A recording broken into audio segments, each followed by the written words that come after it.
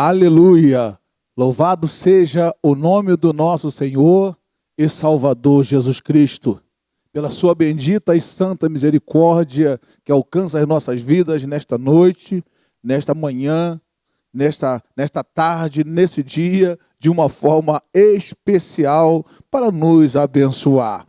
Amados irmãos, eu quero, antes de começar o nosso evento, eu quero abençoar os meus guerreiros, os meus irmãos que comigo estão engajados nessa batalha contra este coronavírus, os meus guerreiros mirim que estão aí batalhando para que esse momento que estamos vivendo saia logo do nosso caminho, possamos voltar ao normal. São os meus guerreiros mirins, os meus queridos Miguel, Rafael, lá de São João do Meriti, nosso querido Gabriel, Gustavo, Brian, Pietro, também que são daqui de Nilópolis, Anne, Carol, que é de São João de Meriti também, Isabela, Bernardo, Tiago, Azaf, Helena, Caio e o meu querido João Pedro também, que é o nosso guerreiro que está batalhando para a glória do nosso Deus.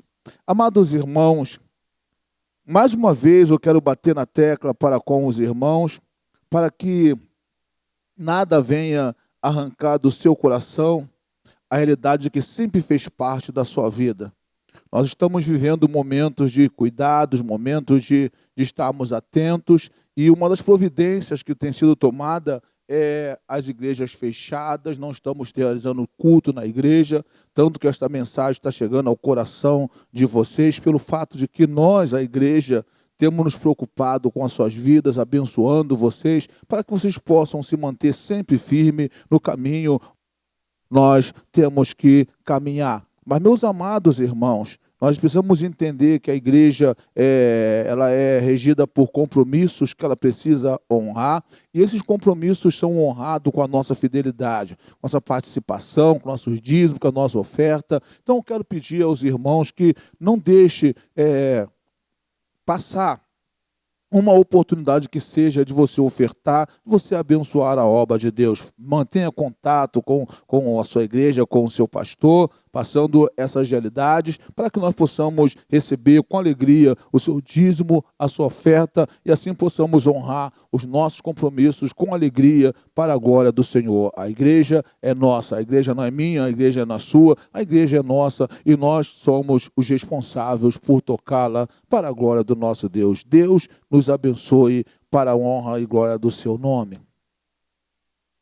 Vamos, amados irmãos, nesta noite, mergulharmos num tema que não deveria ser, mas que até certo ponto é um tema polêmico. Vamos mergulhar num tema que neste século tem sido vivido de uma forma que traz aos corações uma certa polêmica. O título da nossa mensagem nesta noite é Abrindo o Jogo sobre o Batismo no Espírito Santo.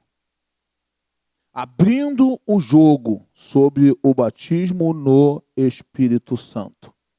E vamos abrir as nossas Bíblias nessa noite no livro de Lucas, Evangelho segundo São Lucas,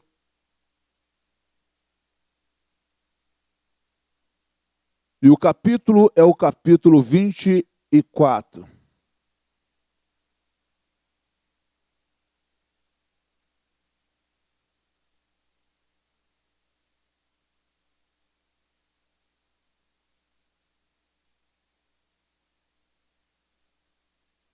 Lucas 24, versículo de número 49. Versículo de número 49.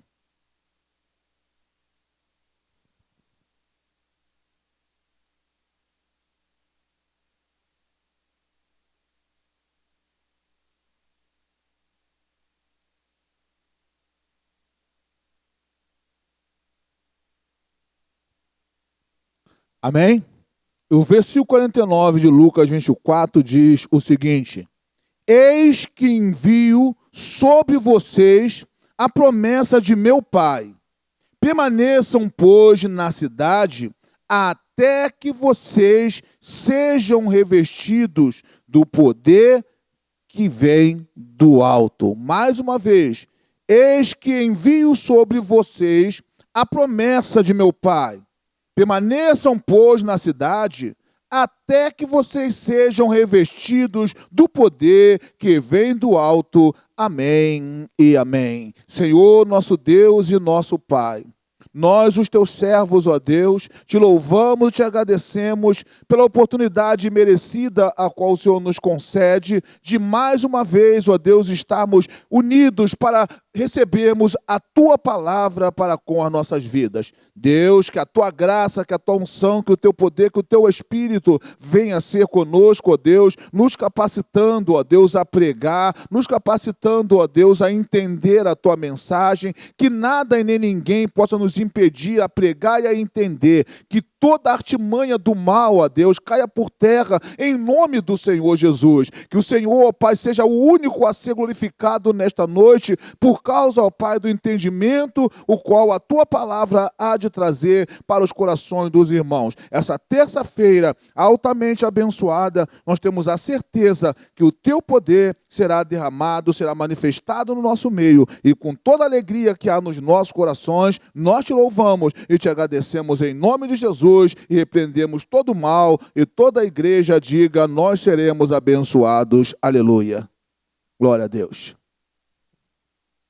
Abrindo o jogo sobre o batismo no Espírito Santo.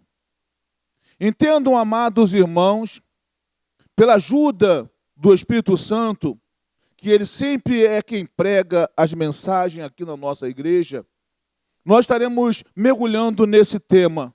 Estaremos mergulhando nessa realidade que muito tem sido, de uma certa forma, mal interpretada nos dias atuais. Em pleno século XXI, esse assunto não tem sido abraçado, não tem sido desenvolvido na dimensão a qual carece, a qual necessita de verdadeiramente ser. E começando a mensagem, o que vem a ser o batismo no Espírito Santo, pastor? O que vem a ser o batismo no Espírito Santo, meus irmãos? Eu posso afirmar, sem qualquer sombra de dúvida, que muitas são as definições apresentadas para tentar demonstrar o que é o batismo no Espírito Santo. Muitas afirmações, teoricamente falando, têm sido trazidas no passado dos tempos. E, meus amados irmãos, eu reservei duas para que nós pudéssemos mergulhar nesta noite. E a primeira delas é a seguinte: o batismo no Espírito Santo é uma sequência do processo salvífico. E por quê, pastor? Porque a salvação das nossas almas, ela é verdadeiramente um processo. É um processo que inicia e que precisa chegar a um final favorável. E, meus amados irmãos, há quem diga que esse batismo no Espírito Santo é verdadeiramente uma sequência desse processo salvífico, que ele começa com o arrependimento. Quando a palavra de Deus é trazida para os ouvidos, para os corações, ela sempre provoca uma reação nas pessoas, e ao receber a palavra, as pessoas arrependem-se da vida a qual elas levavam a até aquele momento, e a partir dali passam a viver em novidade de vida, começa a viver totalmente diferente da vida a qual viviam. E esse viver que passa a ser diferente, ele tem um selo. E esse selo é a sequência também desse processo, né? O primeiro ato desse processo é o arrependimento, e depois, logo em seguida, vem o batismo nas águas. E o batismo nas águas é o segundo ato do processo salvífico, segundo as pessoas têm absorvido e têm abraçado. O batismo nas águas é o segundo ato. A pessoa se arrependeu dos seus pecados, da vida a qual vivia, e a partir daí toma a postura, a posição de mergulhar no batismo nas águas, de receber as águas do batismo para com a sua vida. E o que vem a ser essas águas do batismo? As águas do batismo, nós sabemos que é a marca, uma marca de Cristo no coração das pessoas, uma marca da conversão. Nos tempos passados, era um corte que era dado na base do prepúcio que marcava aqueles que eram de Deus e aqueles que não eram de Deus. E isso chamava de circuncisão. Era a circuncisão que era trazida, que passava a ser a partir daquele momento. Que acontecia quando a criança, quando os cristãos nasciam, quando eram bebê. Mas, meus amados irmãos, com o passar do tempo, Jesus veio até nós, pagou o preço por nós, morreu por nós, ressuscitou, e a partir daí não existe mais a necessidade da circuncisão como era nos tempos passados. Hoje, a circuncisão para com as nossas vidas, esta marca de Cristo pelo batismo nas águas, que é uma circuncisão no nosso coração. Então, a partir daquele momento que Jesus se entregou por nós, a circuncisão é a marca dele no nosso coração. Essa marca é feita através do batismo nas águas. E depois, pastor, tem o arrependimento, tem o batismo nas águas. E depois o que vem? Depois, creem-se que logo após vem o batismo no Espírito Santo. Então, o processo, né, da salvação é arrependimento, batismo nas águas e, seguidamente, o batismo no Espírito Santo, como muitos têm afirmado. E nós podemos ver isso aí no livro de Atos dos Apóstolos, capítulo 2, né, algumas páginas um pouquinho mais à frente, uma página na frente. Atos dos Apóstolos, capítulo 2, versículo 37. Versículo 37. E versículos de número 38. Vamos lá em Atos 2, 37 e 38. O que diz? Versículo 37.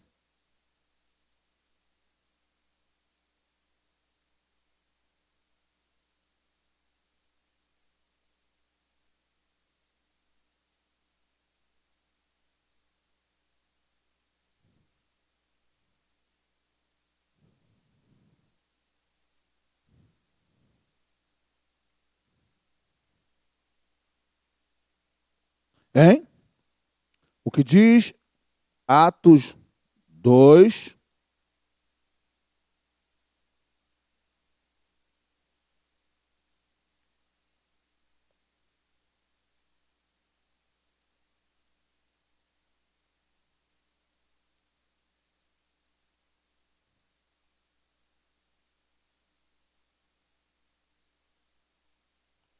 versículo 37 e versículo de número 38, que diz em Atos 2: Quando ouviram isto, ficaram muitos comovidos e perguntaram a Pedro e os demais apóstolos: Que faremos, irmãos? Pedro respondeu: Arrependam-se e cada um de vocês sejam o quê? Batizados em nome de Jesus Cristo para a remissão dos seus pecados, e vocês receberão o dom do Espírito Santo, como eu havia dito. Creem-se que é o processo, que é arrependimento, Batismo nas águas e batismo no Espírito Santo. E tem mais, irmãos. Há quem diga que o batismo no Espírito Santo também é uma promessa de Deus. Uma promessa de Deus para com a vida do homem. E essa promessa está registrada lá no livro de Joel. Você não precisa ir até lá, não. Só anote. Está no livro de Joel, capítulo 2, e o versículo é o versículo de número 28. Joel 2, versículo 28, quando o profeta diz para nós que receberão poder ao descer sobre vós o Espírito Santo. Os vossos velhos sonharão, vossos filhos, vossas filhas profetizarão. É isso que está no entendimento de muitos. Que o batismo no Espírito Santo é essa promessa, essa profecia de Joel do derramar do Espírito Santo. Acontecerá que derramarei do meu Espírito sobre toda a carne. Assim diz a palavra de Deus. E meu amado irmão, entendendo essa realidade, é um revestimento do poder de Deus para que nós venhamos a testemunhar Cristo. O batismo do Espírito Santo, teoricamente, é essa a realidade. Essas duas realidades que têm sido batida e têm sido afirmada nos nossos dias. Eu quero dizer algo mais para com os irmãos. Todas essas duas definições são verdadeiramente válidas. Todas essas duas, né? Um processo, uma sequência do processo salvífico e uma profecia, uma promessa de Deus para com a vida da sua igreja. Quanto à sua teoria, é isso. Mas quanto à sua essência, ao se falar da essência, nós falamos do melhor. A essência é o melhor. E o que é o batismo no Espírito Santo quanto à sua essência? Então vamos começar a enumerar as seguintes definições. Quanto à sua essência, o batismo no Espírito Santo é uma experiência pessoal. Uma experiência totalmente pessoal. E como nós podemos entender essa realidade, pastor? Como que isso pode chegar ao nosso entendimento? Entendam então, irmãos. Apesar de na igreja, presta bem atenção, apesar de em um culto, no mesmo tempo, várias pessoas poderem ser batizadas no Espírito Santo, num culto você pode perceber, há condições, às vezes, que várias pessoas são batizadas no mesmo tempo no Espírito Santo. Então nós podemos entender que na sua essência, o batismo no Espírito Santo não é uma experiência coletiva da forma que nós vemos.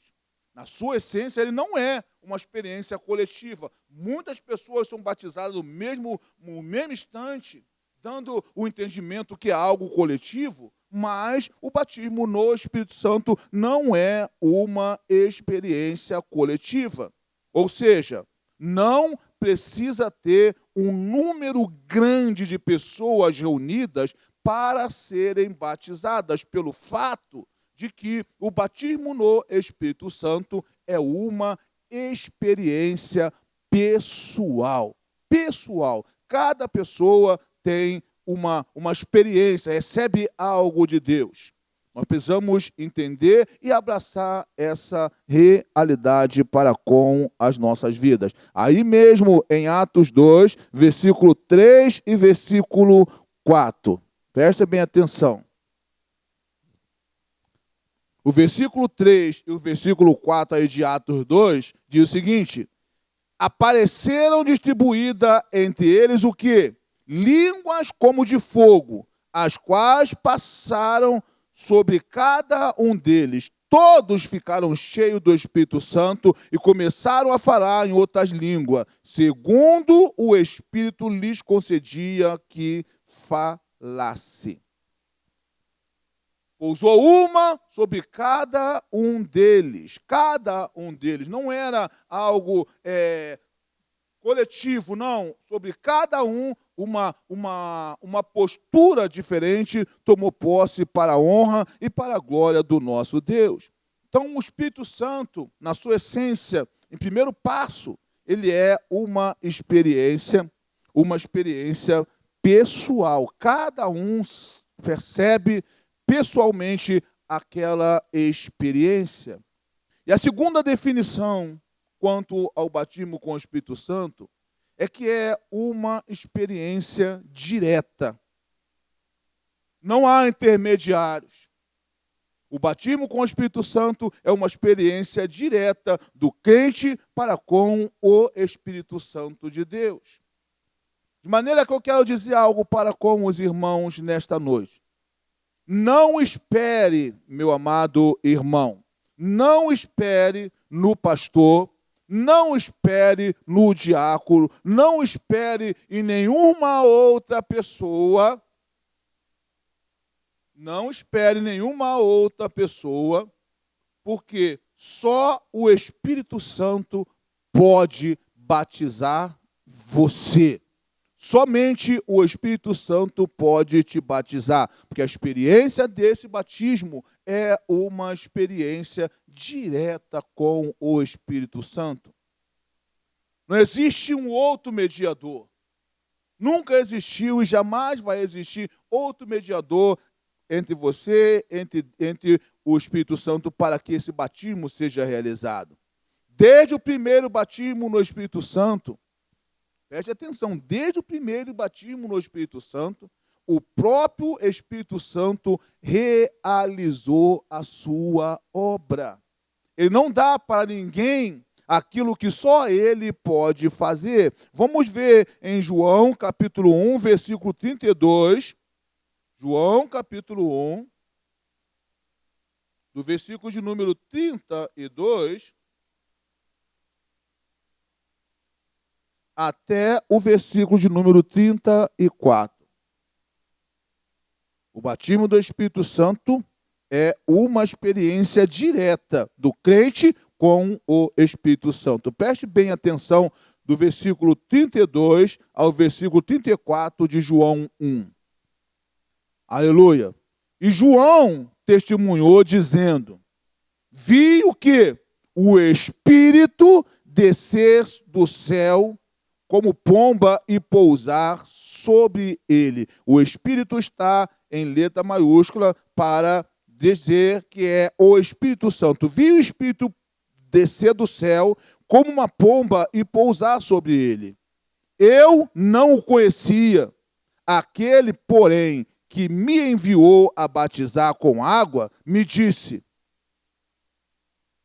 aquele que você vir descer, pousar o Espírito, esse é o que batiza com o Espírito Santo, pois eu mesmo vi e dou testemunho de que ele é o Filho de Deus. Mais uma vez, e João testemunhou dizendo: vi o Espírito descer do céu como pomba e pousar sobre ele. Eu não o conhecia. Aquele, porém, que me enviou a batizar com água, me disse: aquele sobre quem você vir descer e pousar o Espírito, esse é o que batiza com o Espírito Santo, pois eu mesmo vi e dou testemunho de que ele é o Filho de Deus. O batismo no Espírito Santo é uma experiência direta. É uma experiência direta. O crente com o Espírito Santo de Deus. Por quê, pastor? Porque o que foi determinado, o que foi designado ao Espírito Santo, o realizar, ninguém pode fazer, por mais poderoso que seja. Ninguém pode. Eu não posso batizar você no Espírito Santo.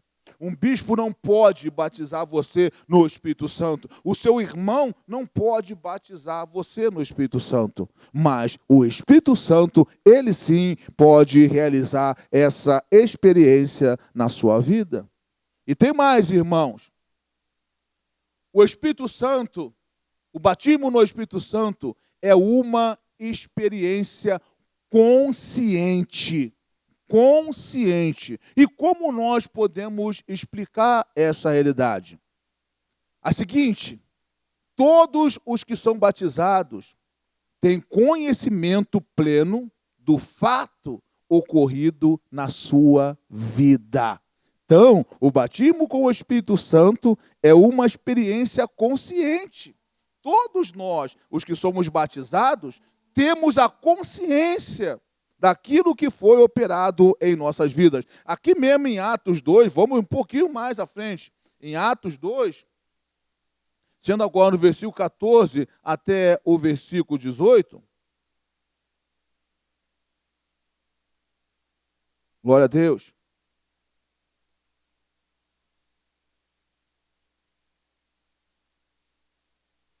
Atos 2, 14 e 18.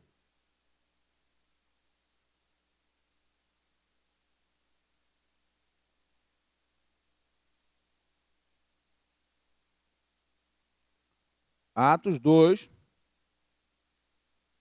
14, 18. A pregação de Pedro.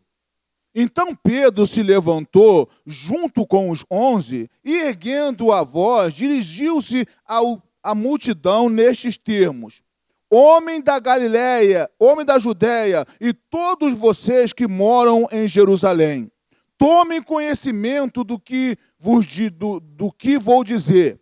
Estes homens não estão bêbados, como vocês estão pensando, porque são apenas 9 horas da manhã. Mas o que está acontecendo é o que foi dito por meio de quem? Do profeta Joel.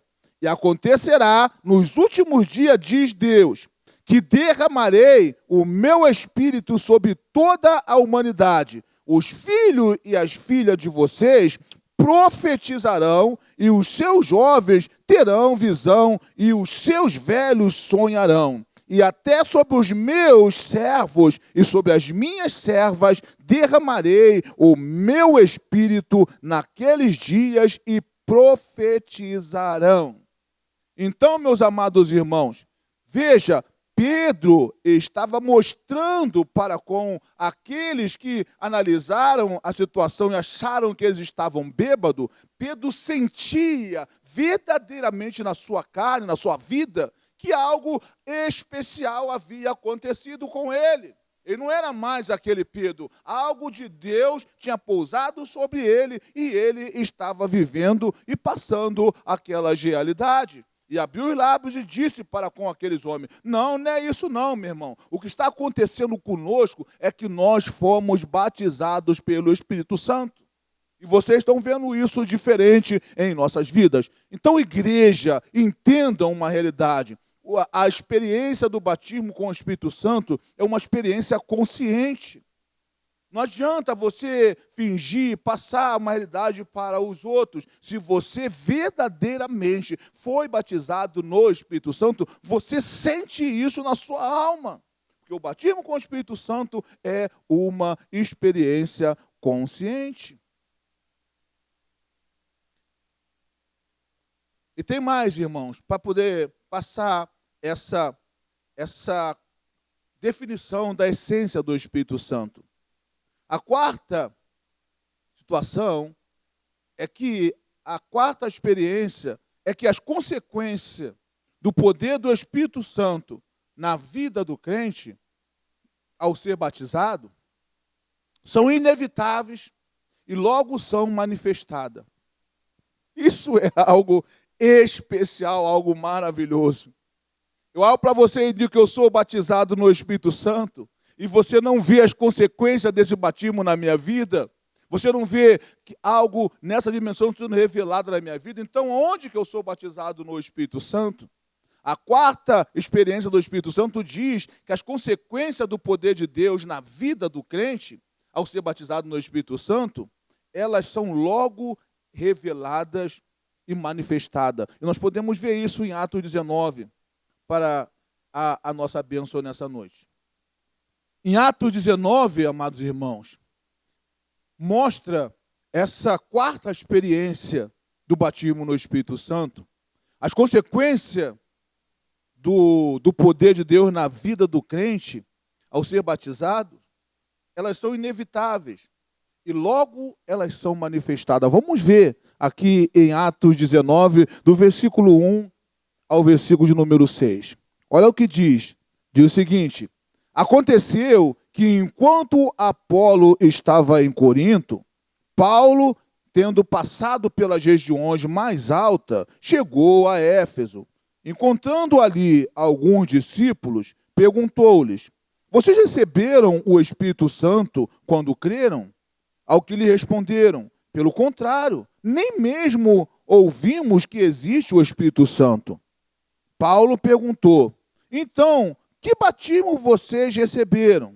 E eles responderam: o batismo de João.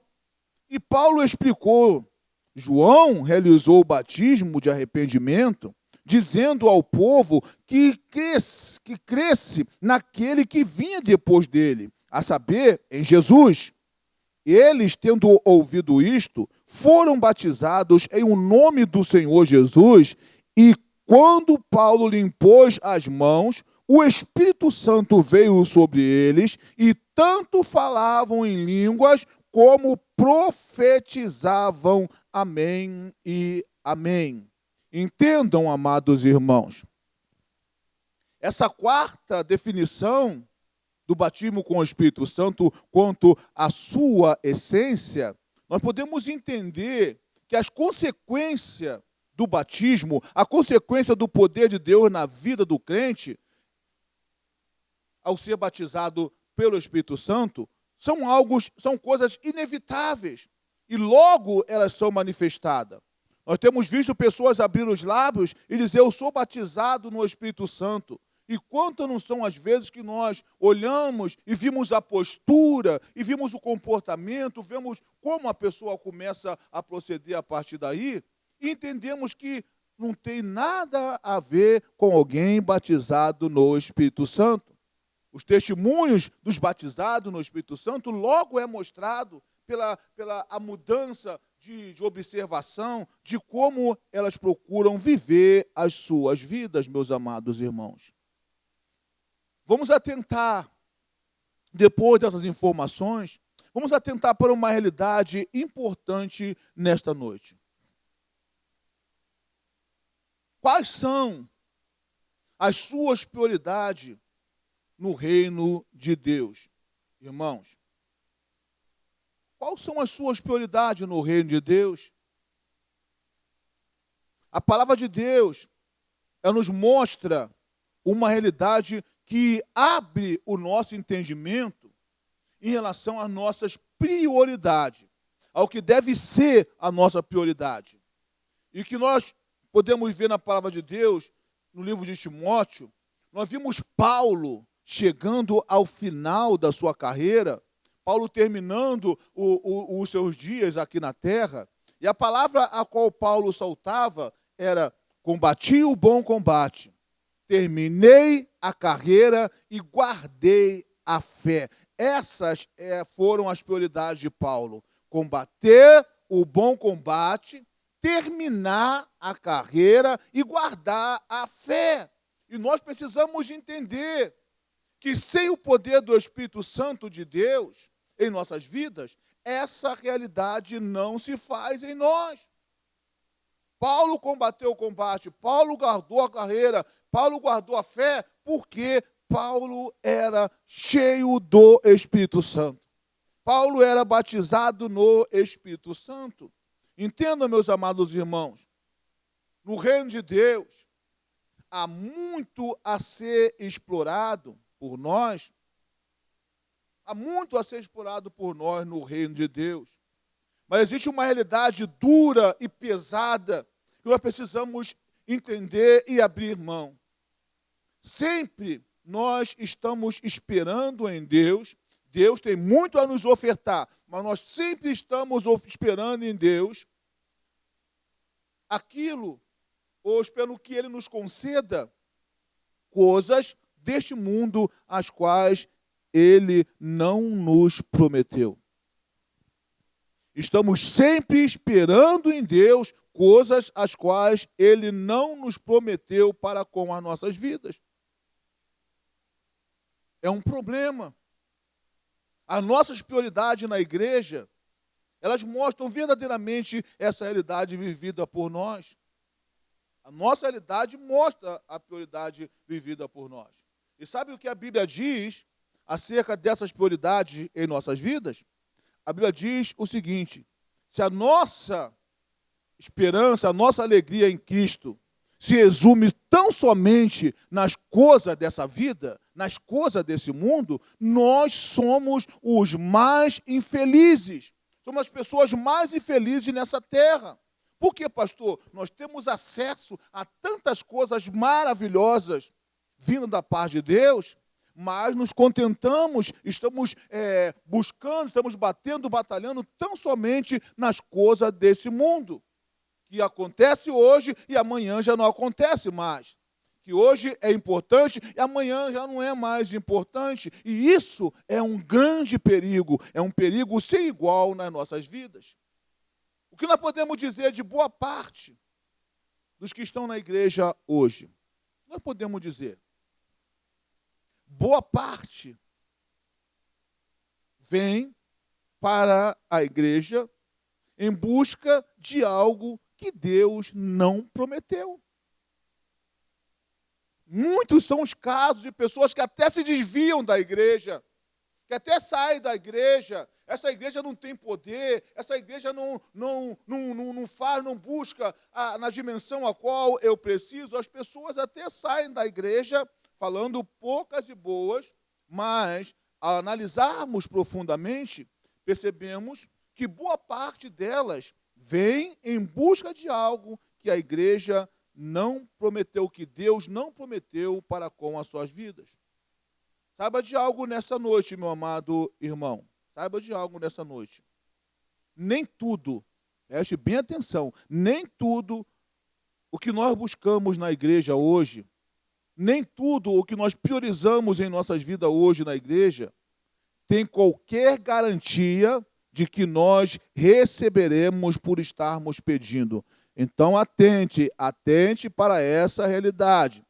Nem tudo o que nós buscamos na igreja, nem tudo o que nós priorizamos em nossas vidas na igreja, tem qualquer garantia que nós vamos receber pelo simples fato de pedirmos. Pastor, parece heresia. Essa situação que o senhor está passando para nós parece até heresia. Deus pode todas as coisas. Deus pode todas as coisas. E verdadeiramente, se você pensa assim, eu digo até que você está certo. Deus pode mesmo todas as coisas. E há algo que eu vou pedir a Deus que não há garantia de receber, se Deus pode todas as coisas? Será que há algo que eu vou pedir a Deus e de repente não tenho certeza de que eu vou receber, uma vez que Ele pode todas as coisas? Então, meus amados irmãos, eu quero com toda a alegria que há no meu coração, convidar vocês para mergulhar em João capítulo 6, versículo 26 e 27. João 6, 26 e 27. Olha só o que diz. João 6, 26 e 27. Jesus pode todas as coisas? Pode, mas olha só o que ele diz, versículo 6 e 27. Jesus respondeu, em verdade, lhes digo, que vocês estão me procurando não porque viram sinais, mas porque comeram os pães e ficaram satisfeitos. E disse mais, trabalhem não pela comida que se estraga, mas pela que permanece para a vida eterna, a qual o Filho do Homem dará a vocês, porque Deus, o Pai, o confirmou com o seu selo. Entendam, amados irmãos, nem tudo o que nós priorizamos em nossas vidas, nós vamos pedir a Deus e vamos receber.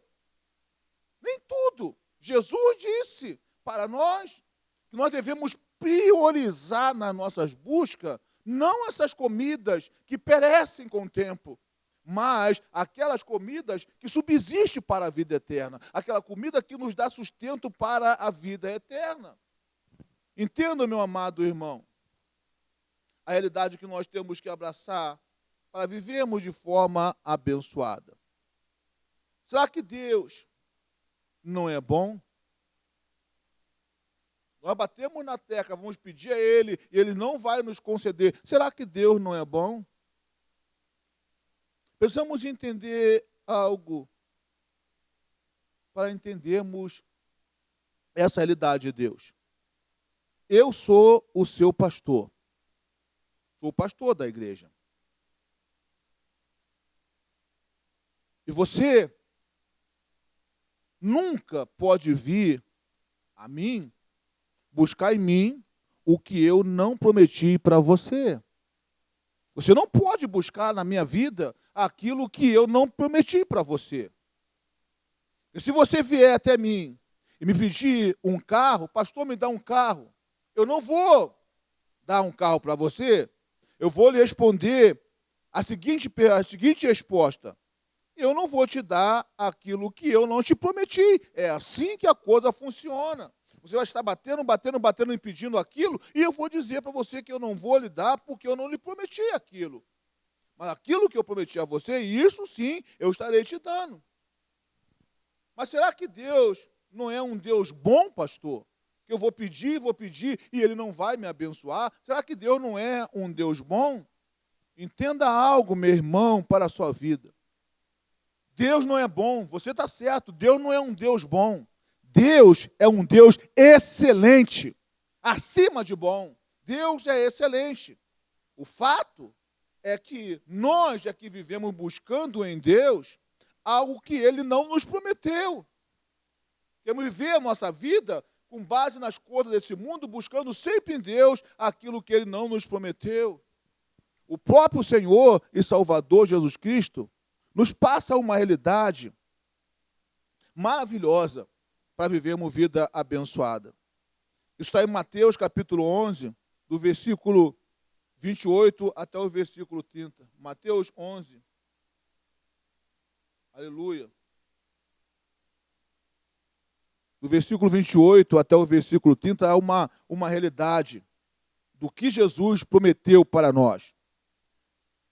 E o versículo 28 do capítulo 11, Jesus promete para nós o seguinte: venham a mim todos vocês que estão cansados e sobrecarregados, e eu vos aliviarei. A promessa de Jesus, e eu vos aliviarei. Tomem sobre vocês o meu jugo e aprendam de mim, porque eu sou manso e humilde de coração, e vocês acharão descanso para a sua alma. Por quê? Porque o meu jugo é suave e o meu fardo é leve. É isso que nós precisamos entender para com as nossas vidas. Jesus está falando de algo para com as nossas vidas que só o Espírito Santo pode fazer para com a vida do homem. Esse descanso só o Espírito Santo pode trazer. E isso Jesus prometeu. Isso Ele prometeu e nós podemos buscar. Buscar o quê, pastor? O sermos batizados pelo Espírito Santo. Sermos batizados pelo Espírito Santo e recebermos aquilo que Ele tem de melhor para com as nossas vidas. Qual a realidade dos nossos dias, pastor? Em relação ao que nós acabamos de ouvir. E a realidade dos nossos dias é que uma tristeza tem tomado conta de muitos corações. Tomado conta de muitos corações. E o motivo dessa tristeza é o estarem buscando em Cristo aquilo que Ele não prometeu. Buscando em Cristo aquilo que Ele não prometeu. Entendo de uma vez por todas, irmãos, ao buscarmos em alguém aquilo que aquele alguém não nos prometeu, nós podemos voltar sem aquilo que nós fomos buscar. Quem não prometeu não tem qualquer obrigação de ceder. não tem qualquer obrigação de nos dar, porque não foi aquilo que ele prometeu, não é aquilo que ele prometeu. E meus amados irmãos, hoje há quem venha a Cristo atrás de coisas que ele não prometeu. Quem sabe você? Tem pessoas que vêm a Cristo atrás de coisas que ele não prometeu. Quem sabe você vem a Cristo atrás de coisas que ele não prometeu? O que, pastor? Hoje, preste bem atenção, por mais que seja difícil de aceitar essa realidade, por mais que seja difícil, hoje há pessoas que vêm para Cristo. Há pessoas que vêm para a igreja atrás, sabe de quê? Atrás de marido. Há pessoas que vêm para a igreja atrás de marido, atrás de homem. Ah, vou para a igreja, na igreja tem homens sérios, tem homens sinceros, homem que absorve, que abraça. Isso não foi o que Jesus prometeu. Vir para a igreja que ele traria o homem para com a sua vida. Não, não foi isso que ele prometeu. E tem mais, irmãos. Há quem venha para a igreja, que venha para Cristo, atrás de trabalho. Ah, eu vou para a igreja, vou arrumar trabalho. Não, não foi isso que ele prometeu. A leitura que nós acabamos de fazer mostra que não foi isso que Jesus prometeu para com as nossas vidas. Essas têm sido a prioridade de muitos na igreja hoje.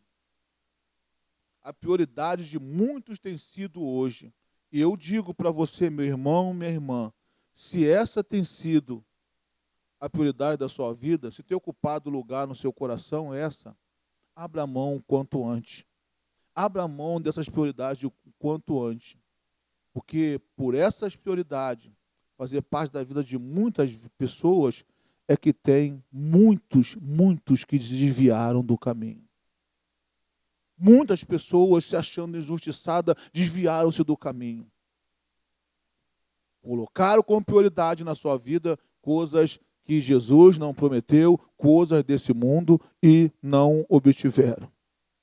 O que dizer desses pedidos que pessoas têm abraçado? Trabalho, marido, bens materiais, coisas desse tipo. O que dizer? Eu não posso dizer que Deus não vai conceder. Não posso dizer que você não vai conceder. Mas tudo o que Ele não deseja da sua vida é que essas venham a ser a sua prioridade na igreja.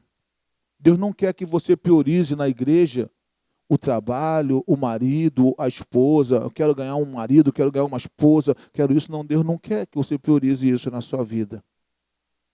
Deus não quer que você priorize isso na sua vida. Vamos até João 6, versículo 26 e 27. João capítulo 6.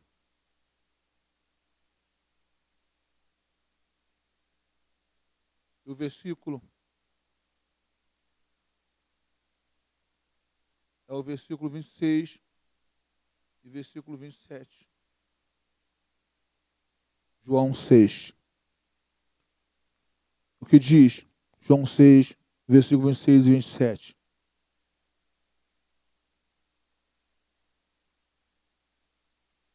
Jesus respondeu: em verdade lhes digo, que vocês estão me procurando, não porque viram os sinais, mas porque comeram os pães e ficaram satisfeitos. Trabalhem, não pela comida que se estraga, mas pela que permanece para a vida eterna, a qual o Filho do Homem dará a vocês, porque Deus, o Pai, o confirmou com o seu selo. Para terminarmos esta mensagem, eu não vou dizer para você que essas prioridades que você tem colocado na sua vida, coisas materiais, que Jesus não vai conceder. Não, de maneira alguma, eu não vou dizer isso. Mas vou dizer para você que o que Ele quer que você faça é que você busque nele aquilo que vai edificar a sua vida. Ele quer que você busque nele aquilo que vai firmar os seus passos. O poder que vai fazer com que você consiga concluir aquela prioridade que ele tem para cada um dos servos de Deus. E qual é, pastor, a prioridade que ele tem para cada um de nós, os servos de Deus?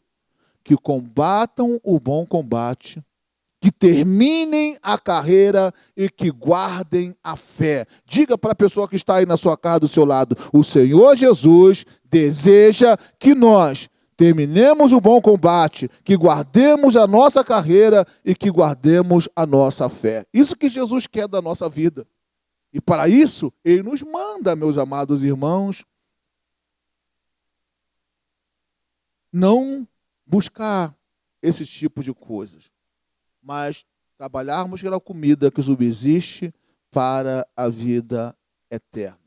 E que comida é essa, pastor? A comida que dá sustento. A comida que dá sustento para a vida eterna. E essa comida é o poder do Espírito Santo na vida do crente. O crente pode ter tudo, mas se ele não tiver o Espírito Santo, ele não tem nada. Ele pode ser tudo, mas se ele não tiver o Espírito Santo, ele não é nada. Ele pode ser um excelente músico, ele pode ser um excelente professor da escola dominical, pode ser um excelente auxiliar, pode ser um excelente pastor, um excelente bispo, mas se não tiver o Espírito Santo, ele não é nada.